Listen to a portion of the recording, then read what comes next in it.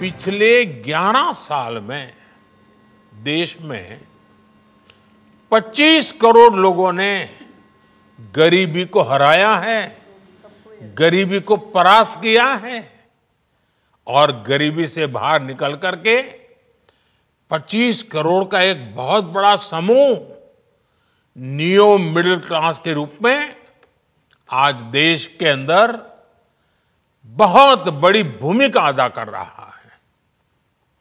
इस neo middle class की अपनी एस्पिरेशंस हैं, अपने सपने हैं।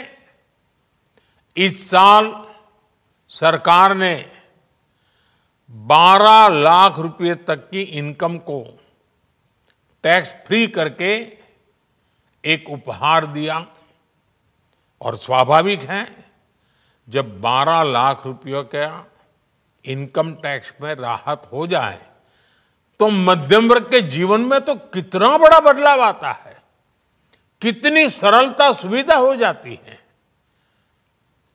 और अब गरीबों की भी बारी है। जीएसटी कम होने से अब देश के नागरिकों के लिए अपने सपने पूरे करना और आसान होगा। घर बनाना, टीवी, फ्रिज खरीदने की बात हो, स्कूटर, बाइक, कार खरीदना हो, ये सब पर अब कम खर्च करना होगा। आपके लिए घूमना फिरना भी सस्ता हो जाएगा क्योंकि ज्यादातर होटल्स के कमरों पर भी जीएसटी कम कर दिया गया है। দেখুন উৎসবের মরশুমে এর থেকে ভালো খবর কি হতে পারে। প্রধানমন্ত্রী বলছেন ডাবল বোনান্সা, একদিকে 12 লাখ টাকা পর্যন্ত আয় হচ্ছে করমুক্ত, অন্যদিকে যেটা 12% ছিল সেটারও এরকম 99% নিত্য প্রয়োজনীয় জিনিস যার জিএসটি 5%, 5% যা ছিল একেবারে জিএসটি মকুব করে দেওয়া হচ্ছে। আমার স্থির বিশ্বাস মণিশঙ্কর চট্টোপাধ্যায়ও স্বাগত জানাবেন। না আমি এই যে সরকারগুলো চলে যারা অভিরূপবাবু বললো এবং যারা অনির্বাণ আছে ভালো বলবেন, যে সরকারগুলো চলে রাজ্য সরকার হোক আর কেন্দ্রীয় সরকার হোক, কোনো না কোনো ট্যাক্সটা তাদের কাছে মুখ্য মানে ইনকাম সোর্সেস, সেটা সেই জায়গার থেকে জিএসটিটা কমেছে সেটা সবাই স্বাগত জানাচ্ছে। আমি জানি যে ভারতবর্ষের একটা মেজর পপুলেশন আছে যাদের জিএসটি কমা বাড়ার সঙ্গে তাদের কোনো রিলেশনই নেই, মানে ধরুন কেউ গাড়ি কিনলো বা টিভি কিনলো বা ফ্রিজ কিনলো এগুলো তাদের কল্পনা তো আসে না, এরকম আছে, কিন্তু ইনডাইরেক্টলি তারাও কোনো না কোনোভাবে রিলেটেড, কিন্তু তারা সেভাবে রিলেটেড নয়। আমি জানতে চাই বা দেখতে চাই যে কিভাবে কোন পার্সেন্টেজে কি হলো সেটা নিয়েও আমার মাথা ব্যথা নেই। আলটিমেট যে দামে কিনতাম জিনিসটা সেই দামের থেকে কতটা কাল থেকে কম হলো। কারণ কেন বলছি, আমি দেখছি যে রাজ্য সরকারগুলোর কথা বলছি, যে মমতা ব্যানার্জিও বলল 90% নিত্য প্রয়োজনীয় জিনিসের দাম যদি এক ধাক্কায় অনেকটা কমে যায় সমাজের সব স্তরের মানুষ তার সুফল পাবে। একটা কথা বললো মমতা ব্যানার্জি, একটা যেমন কথা বলে যে প্রিমিয়ামটা যদি বাড়িয়ে দেয়, আমি বলছি আজকে দেখুন আপনি খোঁজ রাখবেন এই পশ্চিমবঙ্গ সরকারের, আমি বলছি যে এই গভর্নমেন্টেই বলছি 7 দিন আগে যে জমিটার 20 লাখ টাকা দাম ছিল সেই জমিটা 10 লাখ টাকা করে বেড়ে গেছে, 10 লাখ টাকা করে। তার মানে কি, আমি যদি কেন্দ্রীয় সরকারের কথা মতোই যদি আমি দেখি যে রেজিস্ট্রেশনের পার্সেন্টেজটা 6% থেকে 4% নামালাম 4%, কিন্তু সেই দামটা যদি আমি তার থেকে অনেক গুণ বাড়িয়ে দিই তাহলে আলটিমেটলি যিনি জমি কিনছেন তার কতটা সুরাহা হচ্ছে।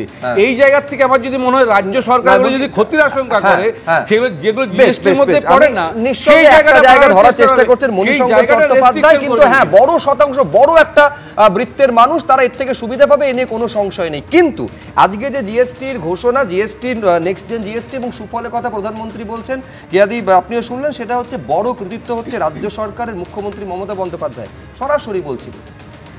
দেখুন সবার আগে আমি বলতে চাই, ধন্যবাদ দিতে চাই কেন্দ্রীয় সরকারকে, মাননীয় প্রধানমন্ত্রীকে এই নেক্সট জেন জিএসটি লাগু করার বিষয়ে তারা যে ভূমিকা নিয়েছেন বা তারা যে সিদ্ধান্ত নিয়েছেন। দেশের পশ্চিমবঙ্গ তো বটেই, দেশের অগণিত মানুষ সুবিধা তারা পাবেন। এবার আপনি আসছেন কৃতিত্বের ব্যাপারে। শুভ্রজিৎ বারে বারে এক প্রশ্ন করে কেন বিব্রত করেন আমাকে? মমতা বন্দ্যোপাধ্যায়ের জন্যই দিন রাত হয়, তার জন্যই সূর্য ওঠে, তার জন্যই চন্দ্র ওঠে, তো তিনি যে এই সামান্য জিএসটির জন্য কৃতিত্ব দাবি করবেন, আপনি কেন অবাক হচ্ছেন?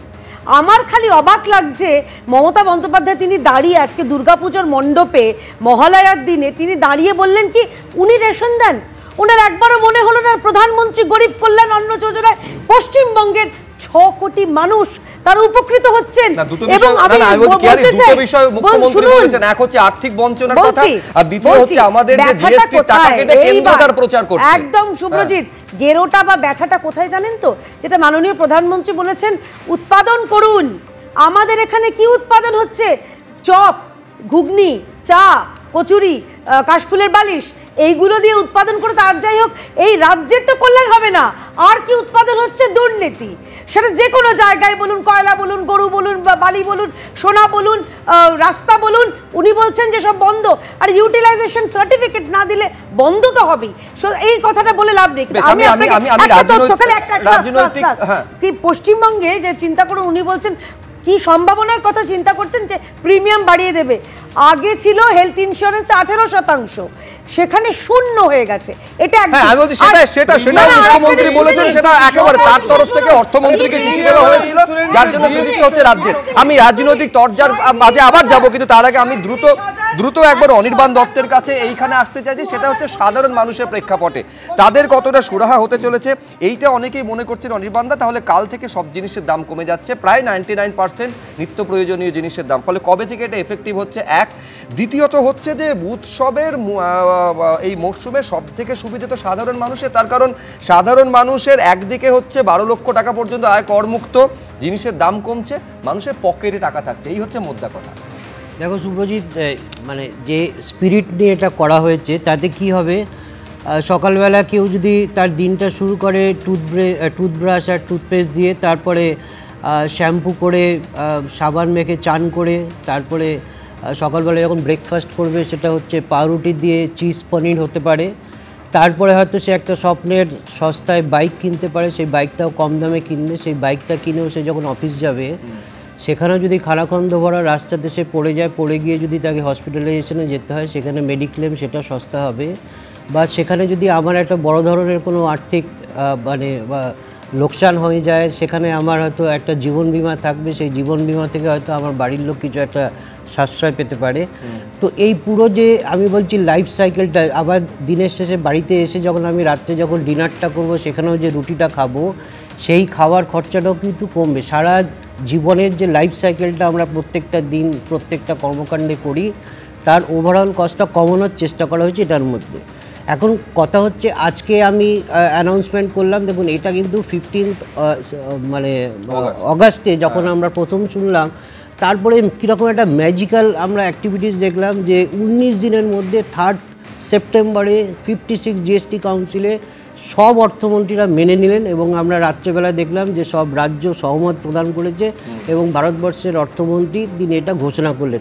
তার আগে যত কাউন্সিল মিটিং হয়েছে 55 মানে 55টা জিএসটি কাউন্সিলের মিটিং হয়েছে, প্রত্যেকটা কাউন্সিলেই দেখবে একটা দ্বিমত হয়েছে, কিন্তু এখানে একমাত্র একটা কাউন্সিল মিটিং যেখানে 15ই অগাস্টে প্রধানমন্ত্রী বললেন এবং আমরা দেখলাম সব রাজ্য মেনে নিল। এবং আজকে আমরা দেখছি যে রাজ্যে শুধু এইখানে একবার দর্শকদের মনে করাবো যে মুখ্যমন্ত্রী, আমি আবার আসবো আপনার কাছে অনির্বাণদা, দর্শকদের মনে করাবো মুখ্যমন্ত্রী কিছুক্ষণ আগে তিনি সরাসরি সম্প্রচারে মুখ্যমন্ত্রী বলছিলেন যে 20,000 কোটি টাকা রাজ্যের রেভিনিউ লস হবে। আজকে প্রধানমন্ত্রী কিন্তু এ কথাও বলছেন রাজ্যের আশঙ্কার দিকটাও অ্যাড্রেস করা হয়েছে। কি বলেছেন প্রধানমন্ত্রী দেখুন।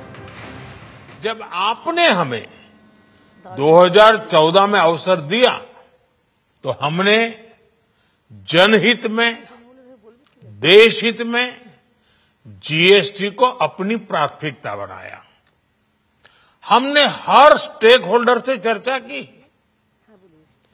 हमने हर राज्यों की हर शंका का निवारण किया, हर सवाल का समाधान खोजा, सभी राज्यों को, सबको साथ लेकर आजाद भारत का इतना बड़ा टैक्स रिफॉर्म संभव हो पाया। ये केंद्र और राज्यों के प्रयासों का नतीजा था कि देश दर्जनों टैक्सों के जाल से मुक्त हुआ और पूरे देश के लिए एक जैसी व्यवस्था बनी। वन नेशन वन टैक्स का सपना साकार हुआ। সুব্রতদা, আপনি শুনলেন প্রধানমন্ত্রী বলছেন রাজ্যের আশঙ্কাও দূর করা হয়েছে। আমি যদি রাজনীতির পার্টেও আসি, তাহলে কেন্দ্র রাজ্য দুপক্ষেরই উইন উইন সিচুয়েশন, আলটিমেট লাভবান হচ্ছেন রাজ্যবাসী, দেশবাসী। এর থেকে ভালো আর কি হতে পারে? না, উইন উইন সিচুয়েশনের কোনো সুযোগই নেই। তার কারণ স্টেট এক্সচেকারে টাকা আসে ইনডাইরেক্ট ট্যাক্স থেকে, সেন্ট্রাল গভর্নমেন্টের এক্সচেকারে টাকা যায় হচ্ছে পিএসইউ থেকে, ইনডাইরেক্ট ট্যাক্স থেকে, ডাইরেক্ট ট্যাক্স থেকে। ফলে উইন উইন সিচুয়েশনের কোনো ব্যাপারই না। 2 নম্বর কথা হচ্ছে এই যে দেখুন, এটা খুবই গুরুত্বপূর্ণ হয়েছে যে হেলথ ইন্স্যুরেন্সে যে জিএসটিটা কমে গেছে, খুব ভালো হয়েছে। আচ্ছা, হেলথ ইন্স্যুরেন্সে জিএসটি কমায় কত লোকের উপকার হয়েছে? তাহলে রাজ্য সরকার যে স্বাস্থ্যসাথী করে আর দেশের সরকার যে কি একটা হেলথ স্কিম, কী নাম, আয়ুষ্মান ভারত করে, তাতে কি লোক ইনভলভ হয় না? আমি জিজ্ঞাসা করতে চাই। তাতে যদি বেশি লোক ইনভলভ হয় এবং তার কৃতিত্ব যদি দুটো সরকার নিতে যায়, তাহলে হেলথ ইন্স্যুরেন্সের সঙ্গে যুক্ত লোকের সংখ্যা কম। আর প্রায় 22.5 কোটি লোক আছে ম্যালনিউট্রিশাস আমাদের দেশে অ্যাকর্ডিং টু সেন্ট্রাল গভর্নমেন্ট। ফলে এই যে ইন্স্যুরেন্সের থেকে কমা বা এগুলো থেকে কমা, আমি আপনাকে বলছি আসলে জানেন তো, demand elasticity important, price elasticity important. এগুলো কোনো দেশের প্রধানমন্ত্রী, কোনো দেশের মুখ্যমন্ত্রী ঠিক করতে পারে না, ঠিক করে মার্কেট। আর আমি আপনাদের কাছে যেটা গুরুত্বপূর্ণ বলতে চাই সেটা হচ্ছে যে দেখুন, এই যে তেল, পেট্রোলিয়াম, এইটার জিএসটি কমে না কেন? এটার জিএসটি যদি কমে, ইনডাইরেক্টলি গোটা দেশের মানুষ উপকৃত হতে পারে। এইটার জিএসটি কমলে সবাই দাবি করে এটা কেন কমে না, আমি এটা বুঝতে পারি না। কিন্তু মার্কেটে কথা বলছিলেন, দেখুন মার্কেটে যদি খরচ করতে পারেন বেশি মানুষ, মানে ক্যাশ ফ্লো যদি বাড়ে, আলটিমেটলি তো সাধারণ মানুষের সুবিধা এবং দেশের আর্থিক গতিটা বৃদ্ধি পাবে, যেটা আজকে প্রধানমন্ত্রী নরেন্দ্র মোদী তার বক্তব্যের মধ্যে তুলে ধরেছেন।